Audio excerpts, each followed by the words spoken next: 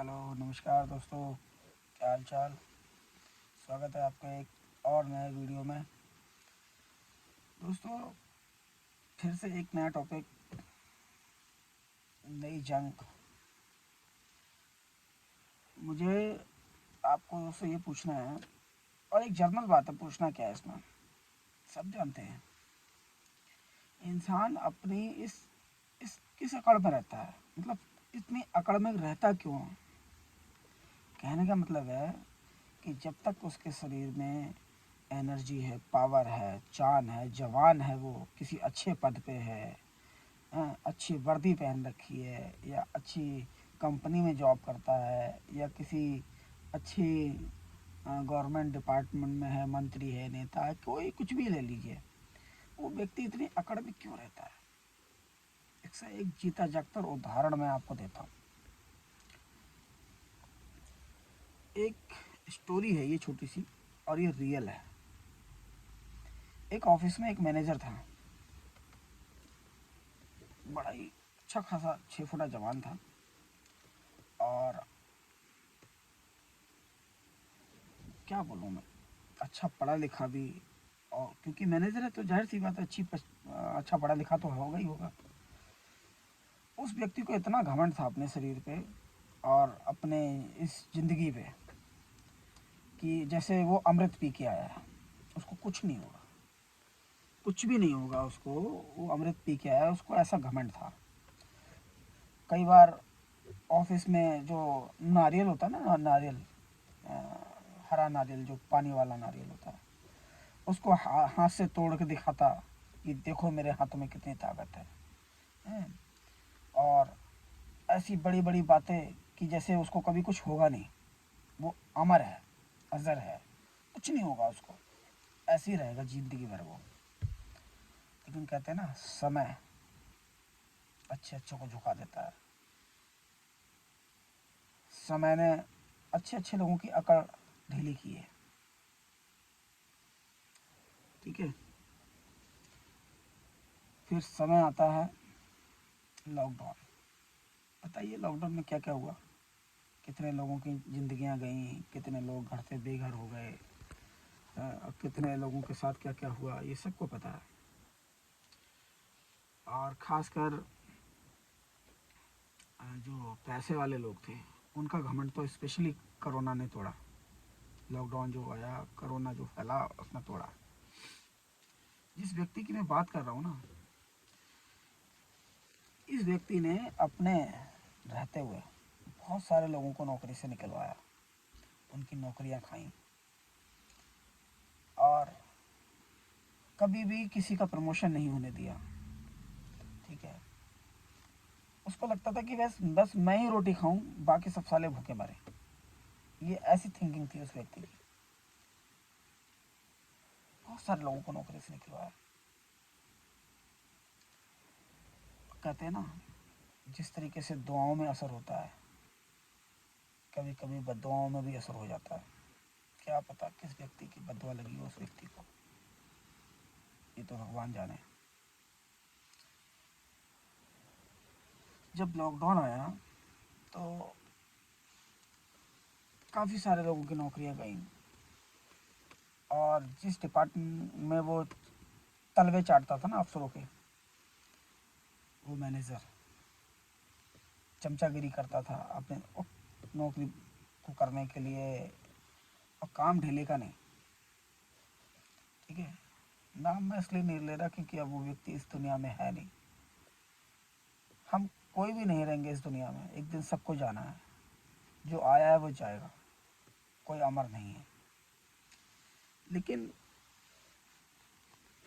मेरे मन में जो था, वो मैं इस वीडियो के माध्यम से मुझे बोलना ही पड़ा।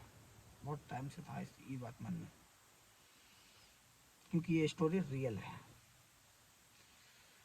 जब लॉकडाउन आया तो बहुत सारी कंपनियों ने वर्क फ्रॉम होम का आदेश दिया कि भाई 50% स्टाफ घर से रह के काम करेगा, 50% स्टाफ ऑफिस में रह के काम करेगा। तो जिस डिपार्टमेंट में था ना वो बंदा, उससे भी ऊपर, कहते हैं ना शेर को भी सवा शेर मिल जाता है, तो जो अफसर था उससे भी ऊपर, उस पूरे इलाके का मालिक कह सकते हो उसे, हालांकि वो भी मालिक नहीं है, वो भी नौकरी है, उसके ऊपर भी कोई बैठा है, फिर उसके ऊपर भी कोई बैठा है, हर किसी के ऊपर कोई ना कोई बैठा है। तो उस व्यक्ति का आदेश था, तो उस एरिया का मालिक था, उस कंपनी का मालिक था जो, उसका आदेश था कि भाई तुम्हें यहीं पे रह के काम करना पड़ेगा। मतलब जो मोदी जी ने एक आदेश किया था ना कि भाई जो जहाँ है वहीं रहे, कोई अपने घर से बाहर ना निकले। तो मतलब जो लोग अपने घरों में थे वो तो ड्यूटी जा नहीं पाए क्योंकि आदेश ही नहीं था।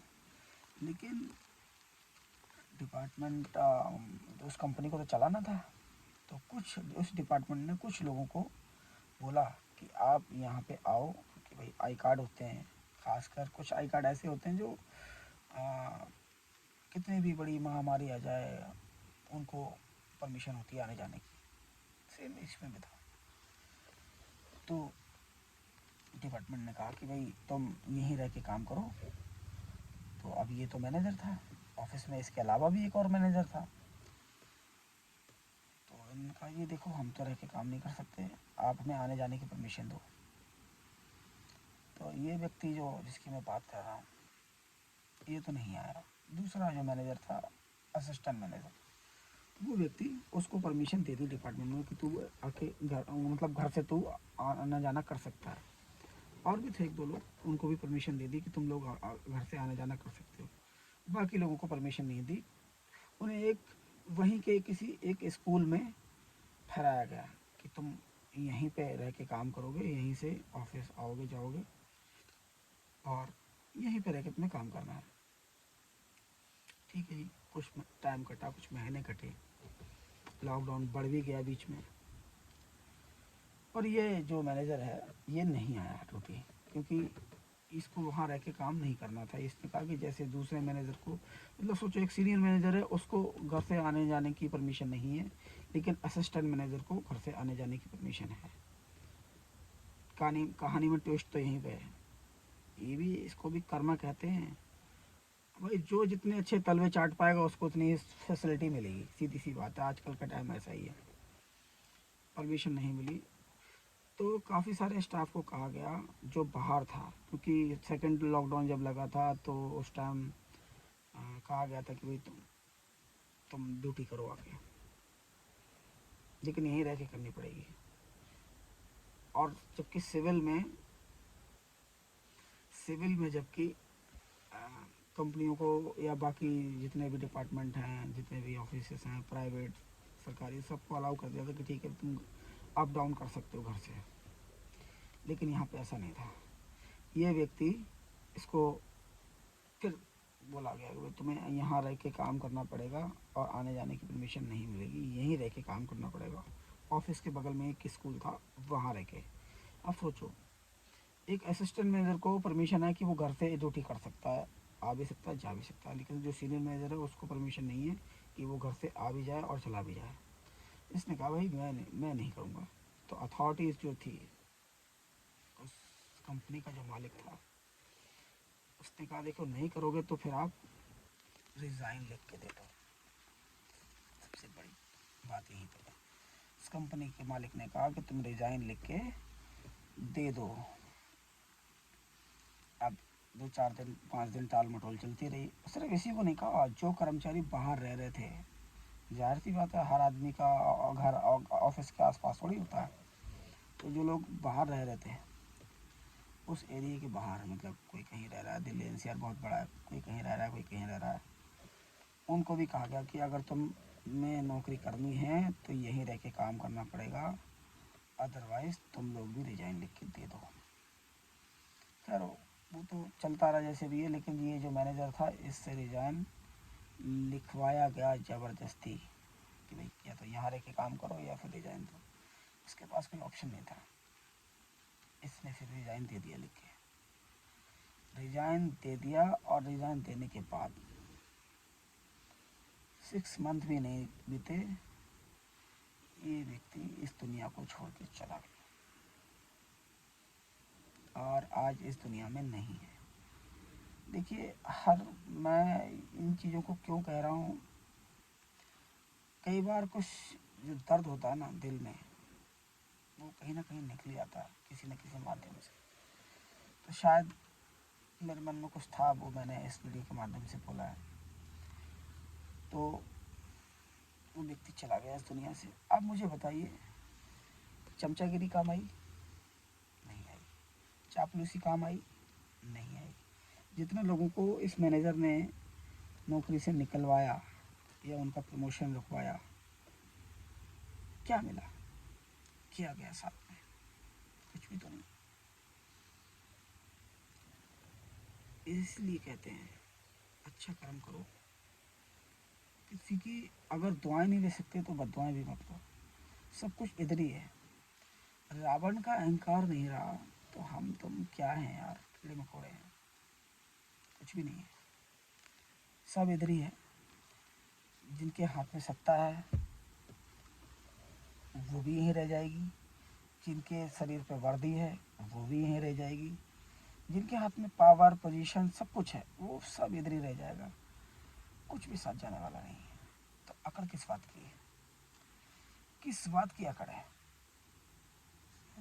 जीना 60 साल से लेके 70 साल 80 साल है। ख्वाब देख के चल रहे हो 1000 साल की, जी पाओगे? जैसे जैसे जैसे तुम्हारे कर्म है तुम जी पाओगे। लोगों की बद्दुआएं तुम्हें जीने नहीं देंगी। कुछ ऐसा कीजिए कि लोग आपको जीते जी भी याद रखें और मर जाने के बाद भी। याद करने के भी कई अपने महत्व हैं, तरीके हैं। अगर आपके कर्म अच्छे हैं तो लोग आपको आपकी अच्छाई के लिए याद रखेंगे। अगर आपके कर्म अच्छे नहीं, आपने समाज के लिए इस देश के लिए कुछ अच्छा नहीं किया है, तो लोग आपको आपकी बुराइयों के लिए याद रखेंगे। अब बुराइयों के लिए याद रखने के लिए लोग क्या क्या कहते हैं ये आपको बताने की ज़रूरत नहीं है, सभी लोग समझदार हैं। मेरे मन में जो था इस स्टोरी के माध्यम से, इस वीडियो के माध्यम से वो मैंने कह दिया। जो भी इस वीडियो को रिलेट कर पाएगा तो इस वीडियो से ज़रूर सहमत होगा। वीडियो अगर अच्छा लगे तो लाइक कमेंट और सब्सक्राइब ज़रूर कर देना चैनल को। मैं और भी रियल स्टोरी लाता रहूँगा।